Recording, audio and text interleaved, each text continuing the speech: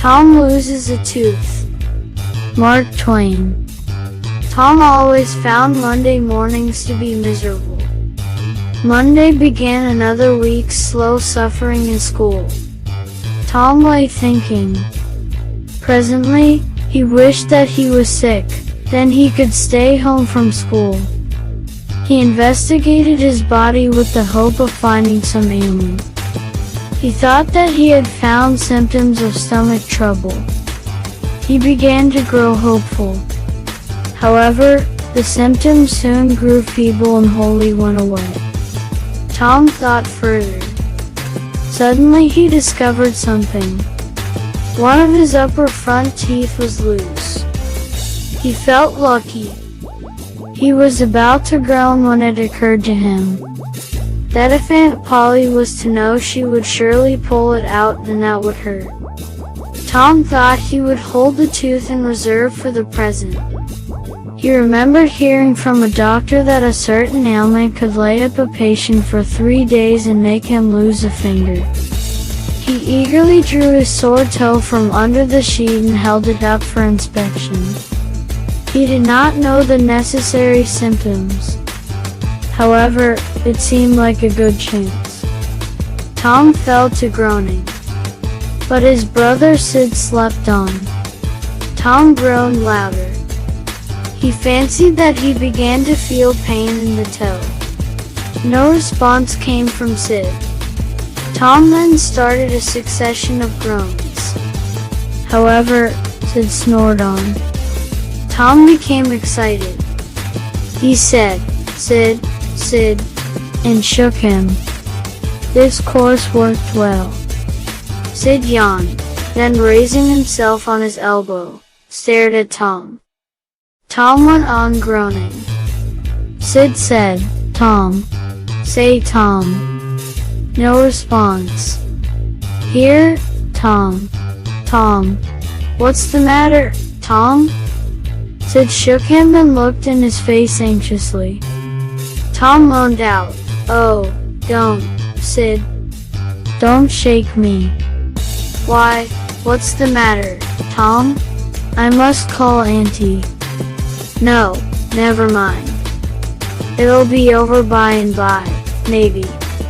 "Don't call anybody." "But I must." "Don't groan so, Tom, it's awful." "How long have you been this way?" "Hours." "Ouch." "Oh, don't stir so, Sid. You'll kill me." "Tom, why didn't you wake me sooner?" "Oh, Tom, you aren't dying, are you?" "Don't, Tom, oh don't." "I forgive everybody, Sid. Tell them so." Sid had rushed to call help. Tom's imagination was working perfectly by now and his groans had gathered a genuine tone. Meanwhile, Sid flew downstairs and said, "Oh, Aunt Polly, come. Tom's dying." "Dying?" "Yes." "Don't wait, come quick." "What rubbish. I don't believe it." She flew upstairs with Sid and Mary, Tom's cousin. Her face grew pale and her lips trembled. When she reached the bedside, she gasped out, "Tom, Tom, what's the matter with you?" "Oh, Auntie, What is the matter with you, child?" "Oh, Auntie, my toe is paining." The old lady sank into a chair. She laughed a little, then cried a little. Then she said, "Tom, what a shock you did give me. Now shut up the nonsense and get out of this." The groans ceased. The toe pain vanished. Tom felt a little foolish and said, "Aunt Polly, how my tooth aches. The pain is more than that in my toe." "Your tooth, indeed. What's the matter with your tooth?" "One of them is loose and it aches awfully." There, now don't begin that groaning again.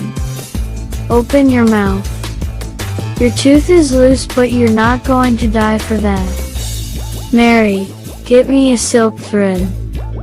Tom said, "Oh, please Auntie, don't pull it out. It doesn't hurt anymore. Please Auntie, I don't want to stay home from school." So all this was because you wanted to stay home from school and go fishing? Tom, I love you so much and you try to break my heart in every way with your nuttiness. By this time the dental instrument was ready. The old lady fastened one end of the silk thread to Tom's tooth and the other end to the bedpost. She pulled and the tooth hung dangling by the bedpost. Tom now had a gap in his upper row of teeth. This enabled him to smile in a new and admirable way.